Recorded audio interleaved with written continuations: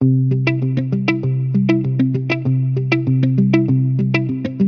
brought out the crocheting, which means this will either be a good episode or you won't pay attention to any of it the whole time. Welcome to Read It and Screech.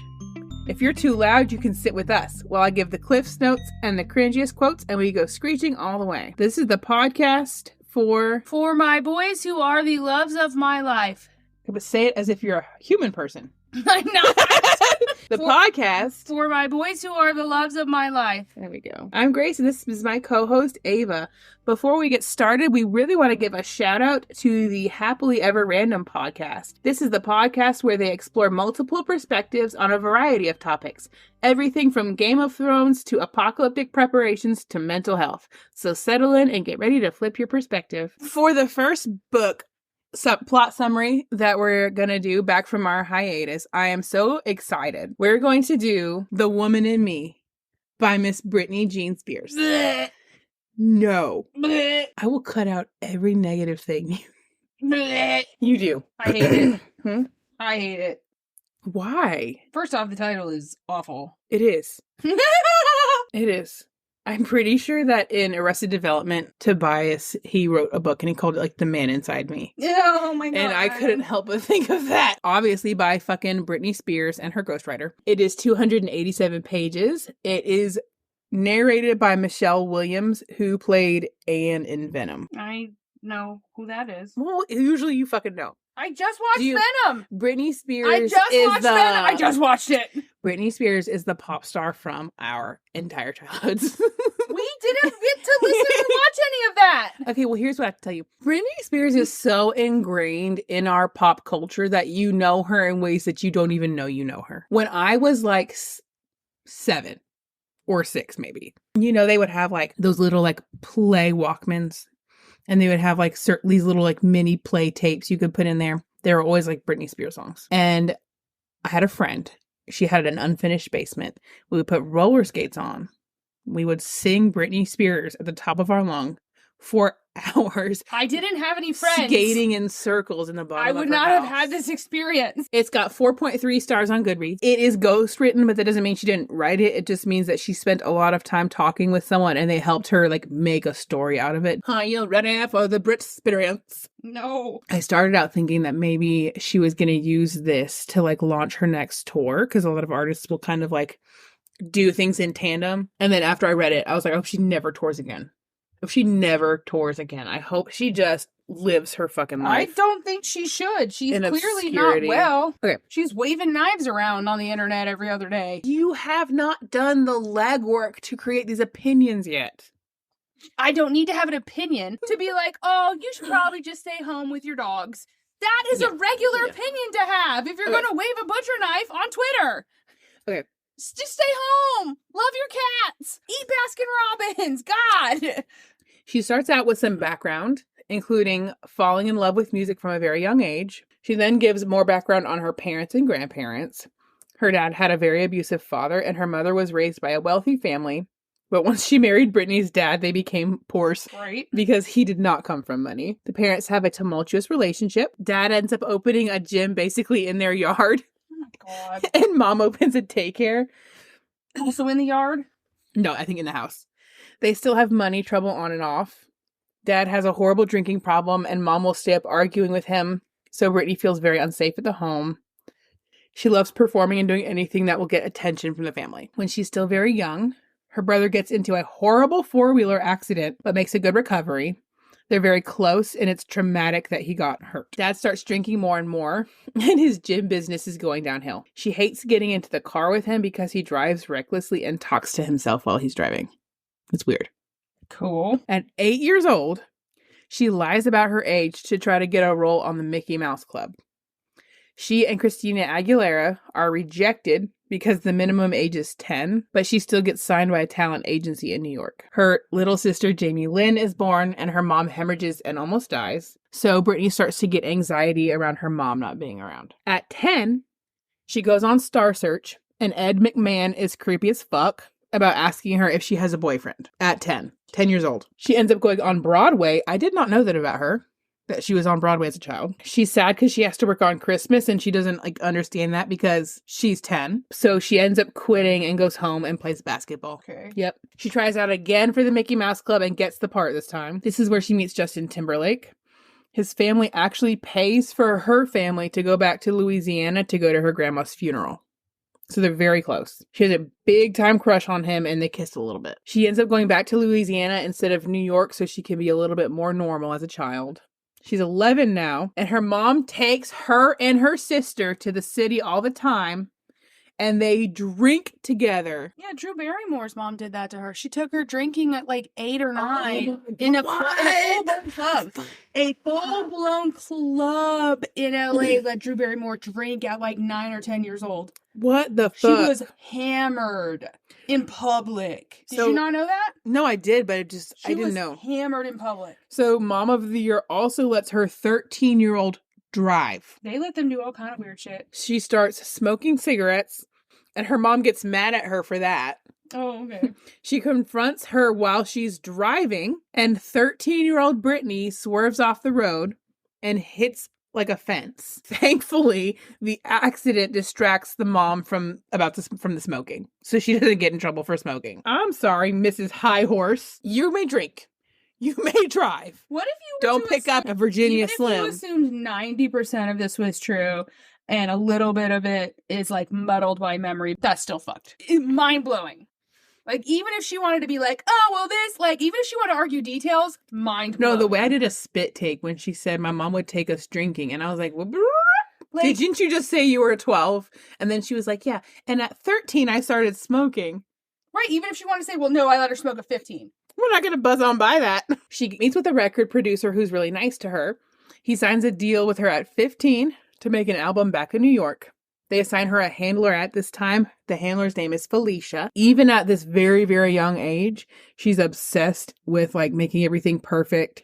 This is why people like Miley Cyrus and stuff's moms went everywhere with them. Oh, yeah. But then you have people like Jeanette McCurdy's mom, who was fucking worst. So she's staying up all night, again at 15, to make sure everything sounds perfect. And like she listens to a bunch of other artists for inspiration. And she ends up one time staying up all night and trying to make, because she wants her voice to sound like, what do they call it? When you want it to be like raspy. And so she stays up all night and then records first thing in the morning so that her voice gets like a certain twang to it. This is when she records the iconic Baby One More Time video, and she ends up going on a mall tour to promote the album. We all know what happens next. She's a huge fucking success and it ends up going on tour with NSYNC, also with her childhood friend Justin Timberlake. They get closer and closer. She gets close not only to him but his family. She's doing the Super Bowl. She's doing award shows. She's wildly popular. People are obsessed with her body in the most disgusting way. Whenever she goes and performs, like she performs at the Super Bowl, right, with Aerosmith. And everyone is obsessed with like her skimpy outfits because we're all trash. See, but again, that has nothing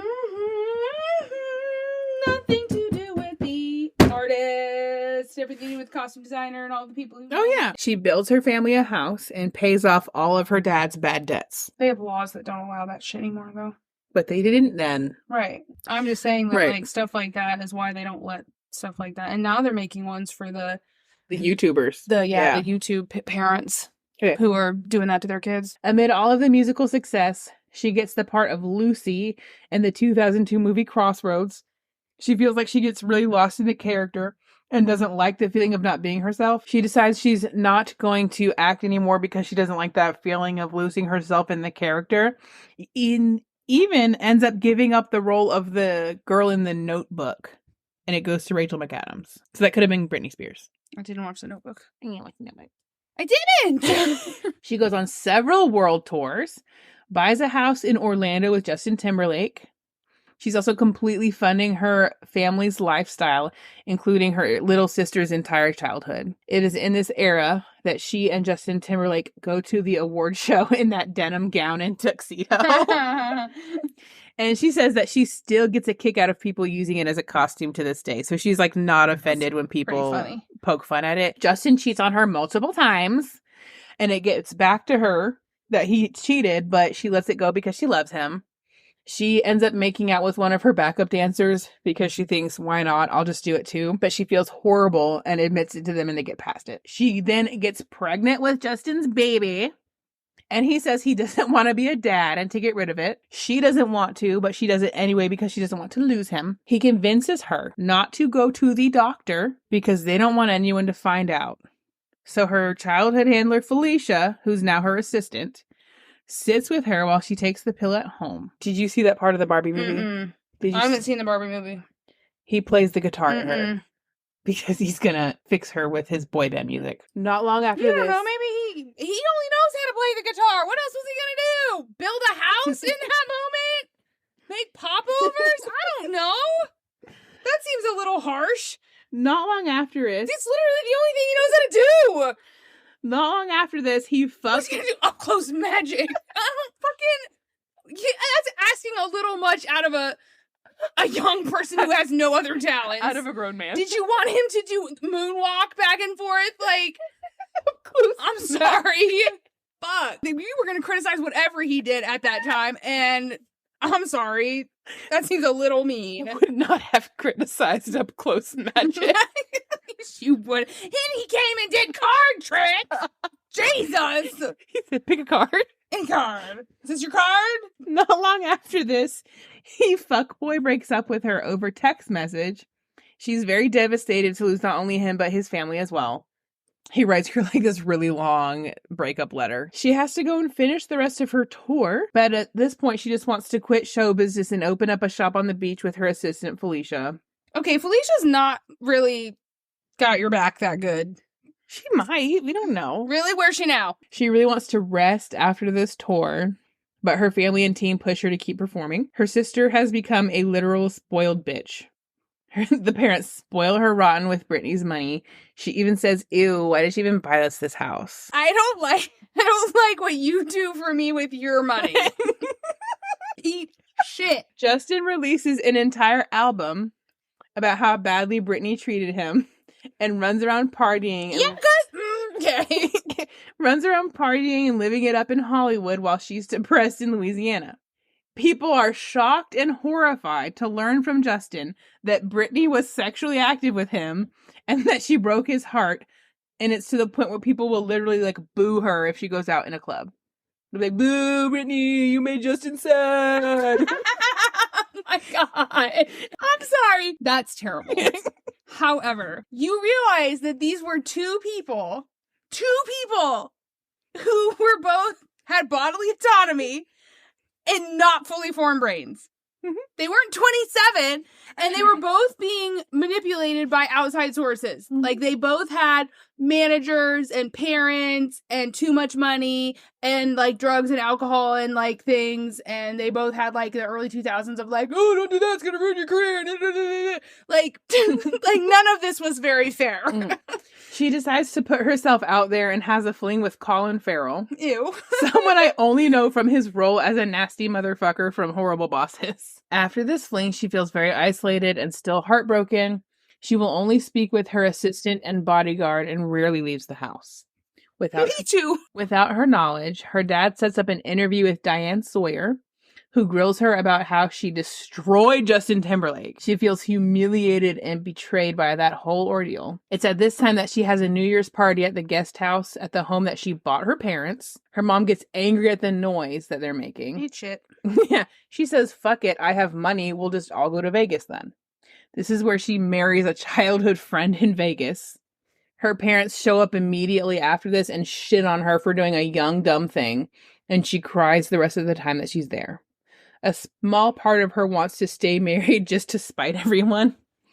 And she realizes that maybe they were so mad because if she got married to someone or gets close to someone, it will affect the amount of money that they get from her.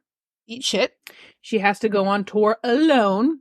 And her brother is like helping her manage the tour, but he doesn't go on it with her. So he just goes, well, enjoy. I'm going to stay over here and party in New York while you go work. Who's her brother? Make that money, honey. Just a dude. Okay.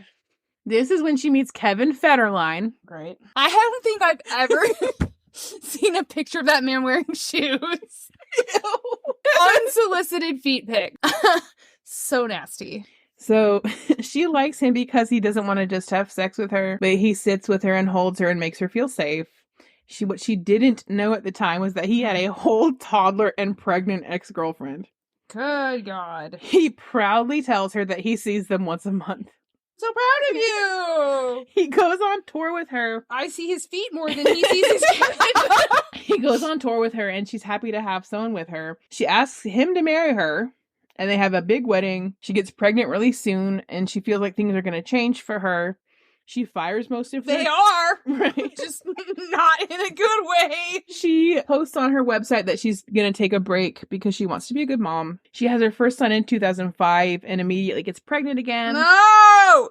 All the while that she has a newborn and is pregnant, she is harassed by the paparazzi and by the public. It's fucking disgusting. They will physically stalk her and harass her, and then they punish her if she reacts in any way. She notes that when she gains weight, the press acts personally offended. Me too. How could she do this to us? I wish. How could she gain weight to us? How could she do this to us? While she's pregnant and has a newborn, she stays home most of the time, while Kevin leaves her alone and smokes pot in his recording studio. Without shoes! Barefoot. He's a footdaddy.com. She flies to New York to see him at one point, and he refuses to see her. Yeah, because he couldn't fly because he wouldn't put shoes on. He goes to a party and then comes home and brags to her that Justin Timberlake and Lindsay Lohan were there, like trying to like name drop the celebrities. Ew. And Did he not realize that they were together at one point? Like, how is that impressive? I used to live with one of those people. No. She doesn't say that to him, though. She's not like, you stupid fuck. I used to literally live with that person. She's just like, okay. She's like, oh, he's getting his 15 minutes and trying to be supportive. Okay. I wish she had said that. That would have been funny. She still tries to salvage the relationship. And at one point, she goes to see him at the recording studio in LA. And he turns her away at the door while he smokes pot and parties. Barefoot? Probably. The fucking viperous paparazzi will not leave her and her kids the fuck alone. She does an interview with renowned deviant Matt Lauer. And he asks her... Things We Regret is the title of that. The Barefoot Man and the Bald Perv. The renowned pervert. Matt Lauer asks her, why don't people leave you alone? You should do something about that. I agree, actually, a little bit. She's extremely controlling and overprotective of her babies. Wonder why. She gets a new house and makes it over the top extravagant and even thinks to herself, am I getting weird? I have to say that if you look up a lot of different homes of that time period, though, everybody was doing crazy shit. Yeah, that's like the problem. McMansion That's the problem with the football players. They all went bankrupt because they were putting gold in their tubs and shit. So everyone's like, "Oh, Britney went over the top." I'm like, MTV Cribs. Yeah. Hello. Pimp My Ride. Mm-hmm. The call's coming from inside the fucking house. Looking back, she says that she thinks she was dealing with a lot of hormonal depression and mood problems that come throughout. And after pregnancy, she wants to start recording again and starts putting together the album Blackout. Never heard All of it. the while, the parasitic public is on her 150% of the time. They even climb over like the walls of the places that she's recording to try and sneak pictures of her. How does no one call the police? She ends up having to record. Hint, hint. She ends up having to record for 30 minutes at a time in order to try to get in and out before people can get there. She decides, fuck this, and actually ends up having just a friend follow her around and record her in clubs to make the music video for Gimme More. Interesting. Very interesting. I had no idea. Despite the fact that she thinks that video was terrible, she feels like you can tell. That's very late 2000s of you. Mhm. That's very now of you. Mm-hmm. She feels like, despite that, TikTok of you. she feels like this album was the best one she's put together. And it was also the easiest because she had to do it so fast. She had to be like excellent at it because she had to do it in 30 minutes and get out. Her family life was so bad though that she feels like it tainted how good she felt. Because like looking back, it was one of her best albums. But at the time, she was very unhappy because her family life was deteriorating. Okay, well, you know what? People are allowed to be shitting wrong. K-Fed decides he's hit the big time. Of course. He gets one Super Bowl commercial. Of course. And immediately starts acting like he's too good for Britney fucking Spears. Of course. Super Bowl halftime. Of course. At 20 years old, Britney Spears, you have one 30-second snippet of a commercial and you're better than her. Yeah, well, you know what? You're a man, so somebody told you that one time, so. Hey, who's the man of the house? I mowed my own grass one time. I don't care that you built this hizzle. I mowed the patch out front, and therefore it's mine. He mowed his soul patch. That's the only thing he's ever known. Her lawyer sees the writing on the wall and tells her to file divorce before his bum-ass motherfucker does. She's portrayed as this lady who's tearing the family apart, even though he's a crap bag. And she tries to discourage any bad press toward him. First off, me. I cut it up with a pair of craft scissors. I don't give a rat's ass. She's been in the media, in the public for so long that she knows that whatever she does and says, they will see. So and if you look back, she really never did talk bad about him to the press when they were little. Because she didn't want them to ever be able to be like, look what my mom said about my dad. That man walks around barefoot. I don't think that he needed help. Got his big ass dogs out. She says she feels that she was naive and stupid about both the relationship with Justin and Kevin. I could have told you. Kevin. Justin and Kevin. I could have told you. She starts hanging out with Paris Hilton post-divorce. The way that she just like drops names. Oh yeah, I was hanging out with Paris, but then here's K-Fed. I was in a Super Bowl commercial and I saw your ex at a party. I want to know what commercial he was in. It was a commercial making fun of him. Was it a Doritos commercial? It was a commercial for like Nationwide making fun of him, but he still thought he was making the big time. Was he barefoot in the commercial? Probably. Did he have his feet up on a desk or something? They were like, you know what? He takes good foot pics. So she starts hanging out with Paris Hilton. Of course, the press has a field day with this. They're slut shaming. They're mom shaming. No one gives a fuck what Kevin's doing. She does take Adderall a tiny bit recreationally, but that is the only substance that she uses. God fucking forbid a 26-year-old party after a humiliating public divorce. Despite the fact that she never parties anywhere around her kids and that she has more than enough resources to make sure they're happy and cared for while she's recovering from this divorce, people shit on her. She feels like when she starts to stand up for herself to friends and family about how they don't show her any grace or compassion, they just shit on her more, so she becomes more reclusive and shut off. Her postpartum depression is getting worse and worse. She's feeling very lost and unsure of what to do. While both Justin and K-Fed are sucking and fucking and snorting their way through Hollywood, she feels so bad about 1 or 2 nights out that she just holes up in her house. Her ex, of course, uses this as an opportunity to make it look like she's out of control, and he will take the kids for weeks at a time.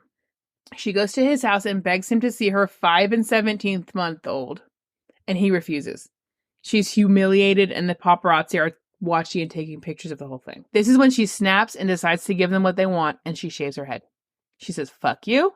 She decides that after years of people leering and objectifying and shitting on her, she's going to take away the one thing that they are obsessed with and make herself ugly. Rightfully, a friend tells her that if someone had taken their kids away from them, they would have done more than get a haircut. Her friend takes her again to try to see the kids, and this time she's hoping no one will follow her. And call police. Why has she not called the police at any of these points? I would have called the fucking police.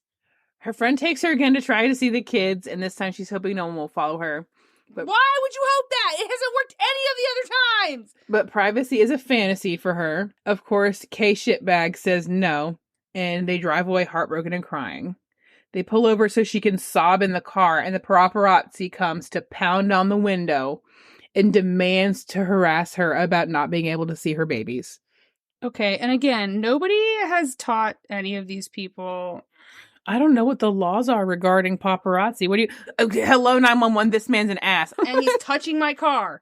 And you can't just do some of this shit. Talk shit, get hit. She grabs the first thing she can reach, which is an umbrella. And she doesn't want to hit them, so she just hits their car. And I have to say, I wish she had hit him. Beat the brakes off him. I wish she had hit him, but she's a sweet person. And she's like, I don't want to hurt you. She apologizes to the photo agency, even though she owes them nothing. She writes them a nice little apology and everything. She goes to rehab at this time because people tell her it will help her get the kids back, even though she doesn't have a substance problem. She's just having an understandable mental breakdown. Her dad tells her she's a disgrace. Well, you know what? You're a piece of shit. So runs in the family. It doesn't walk, it runs.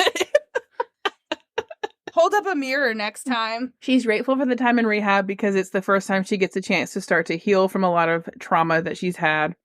And she does get 50-50 custody afterward. This is when the infamous Gimme Gimme More 2007 VMAs performance happens. Well, that was bad, wasn't it? What I remember about this was that people said she did a horrible job. She was and that she was stumbling around, and very specifically that she was disgustingly fat. I rewatched it. It was fucking fine. She was not, first of all, fat where. Second of all, she did not stumble through it. Turns out the background is that she hadn't slept in 24 hours and she was having technical problems backstage.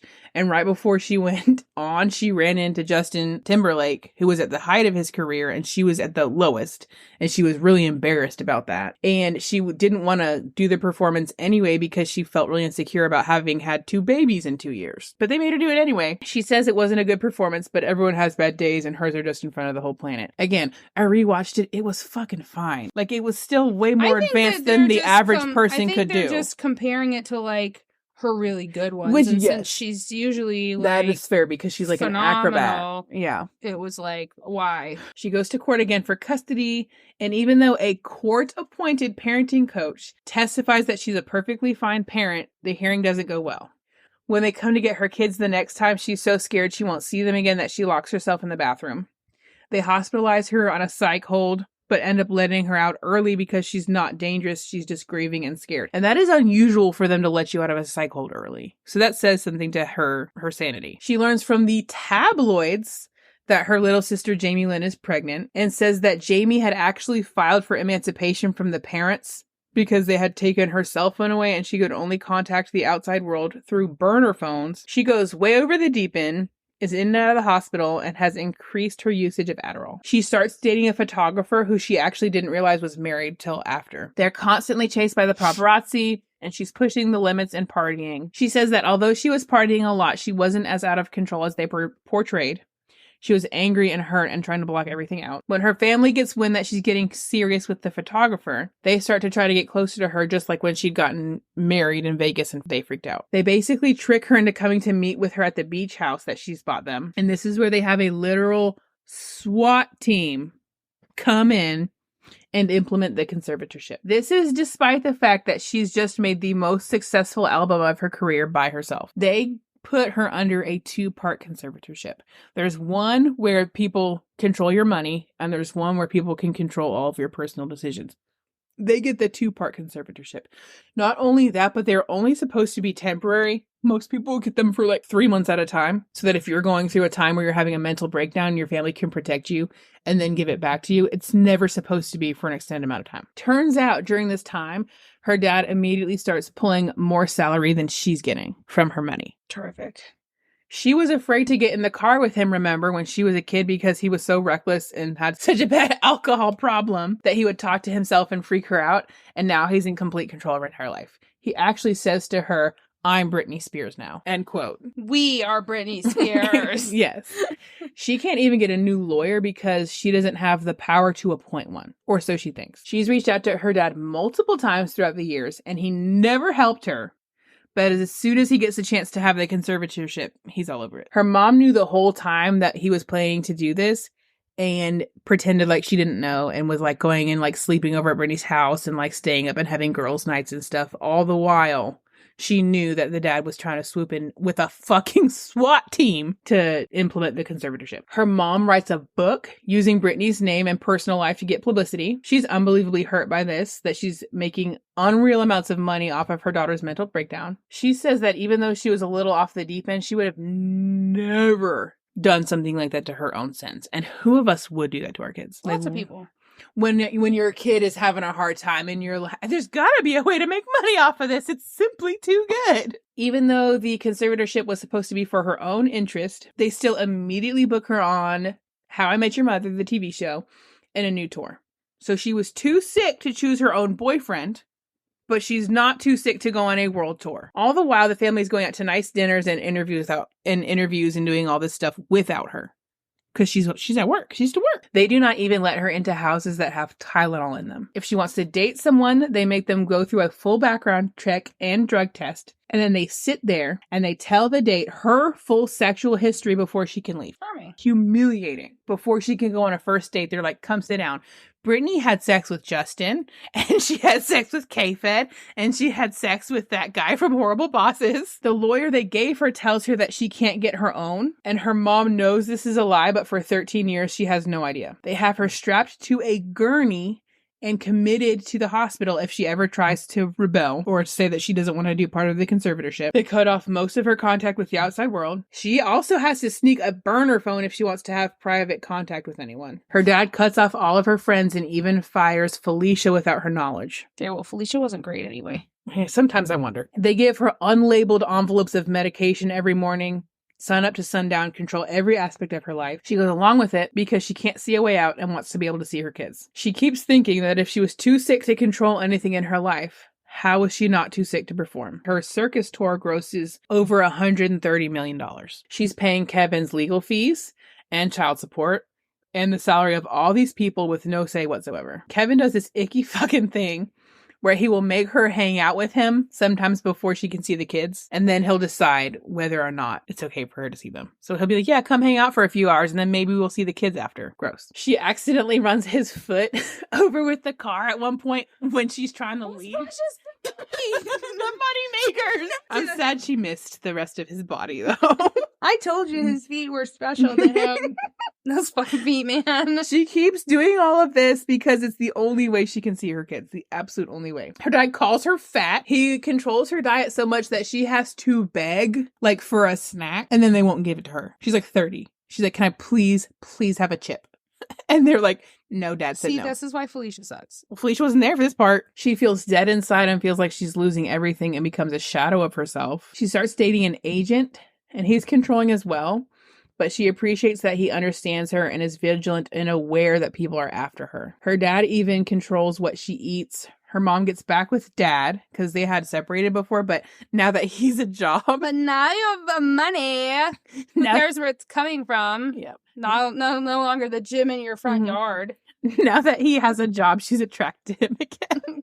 God almighty. She ends up hosting X Factor and hates it because she doesn't like being on camera, as she stated earlier. She gets engaged to that man that she was dating, and he becomes a co-conservator. Mom chides her for not being in love with him enough, but she doesn't care, so they break up. She obviously knows. She says that she has no hard feelings toward him, and he does resign from the conservatorship as soon as they break up.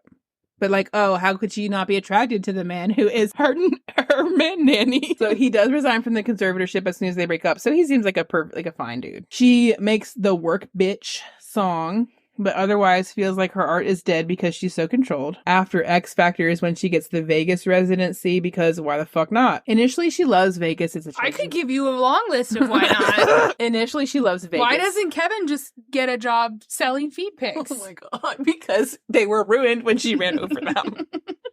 I'm pretty sure I've seen his feet since, so. Initially, she loves Vegas. It's a change of scenery. The show is wildly successful. She starts dating a producer who is a workout buff, and he gives her like pre-workout supplements and works out with her so she gets like better shape. Her dad sends her back to rehab for over-the-counter pre-workout. Let me rephrase that for you. Her dad sends her to rehab for funsies because he does that when he's fucking bored. Her dad is one of those people, he's like one of those people that was like, so-and-so needs to go to rehab because they have a porn addiction. I saw them watching a Victoria's Secret commercial. Oh, yeah.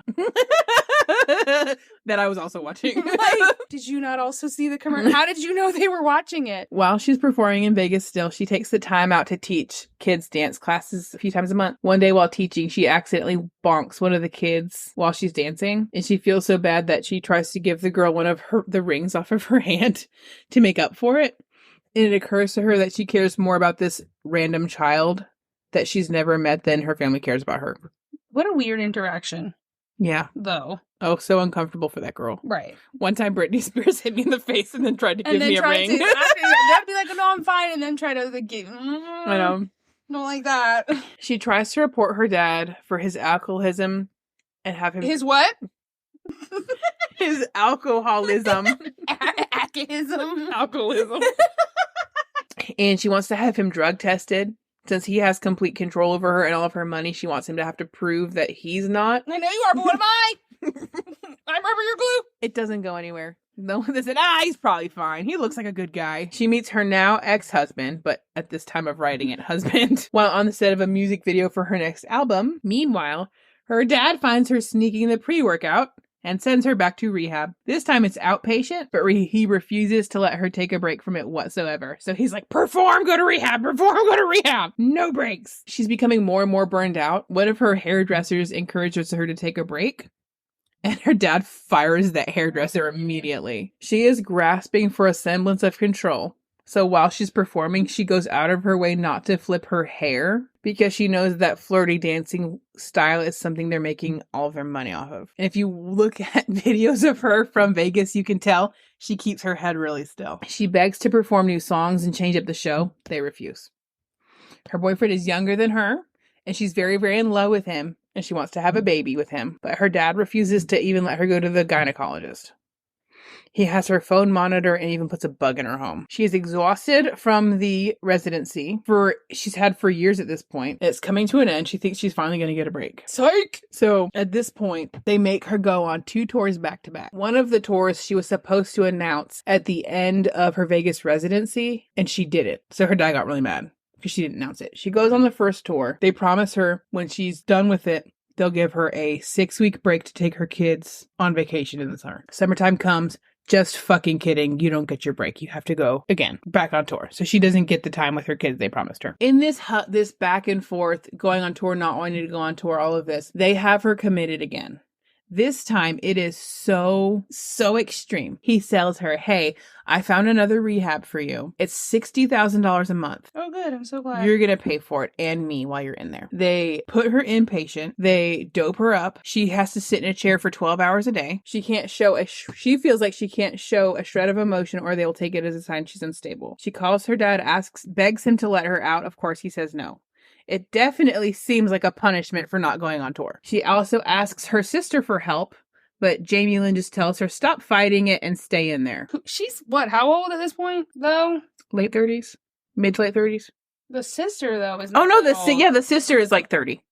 No, she's 10 years younger than her. Yeah, so Brittany was late 30s, so she's late 20s. They're taking blood from her like every single day. They're strapping her down if she says she doesn't want to do it. They're giving her giant doses of lithium, which is a really, really, really strong mood stabilizer that can like make people feel like they're doped up. One of the nurses there, she's there for months. She feels like she is in hell. One of the nurses there shows her the Free Britney clips, like from the internet, and the healthcare team starts to catch wind that her family has been inflating her problem. So at first they're like, going along with all the stuff that the dad has like set in motion, and then they're like, like her behavior in the hospital is not matching what the family is insisting her behavior was outside of the hospital. She says that seeing all the Free Britney campaigns and like the hashtag Free Britney and everything helped her survive, and that makes me cry. She finally gets out and the family is all trying to come see her, but she's entirely onto their bullshit finally. She's still on lithium and she tries to play nice to satiate them. They all smile to her face. Meanwhile, they fucking cashed out on her mental hospital stay. Especially her sister does this. Her sister's going on talk shows,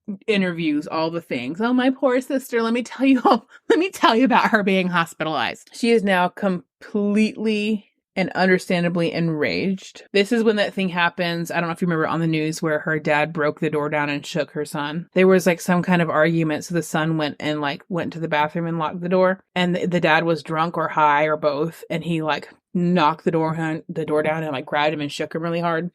She's like, no, I'm not doing this anymore. She decides she's going to fight like hell to end the conservatorship. This is when she starts to go really hard on Instagram.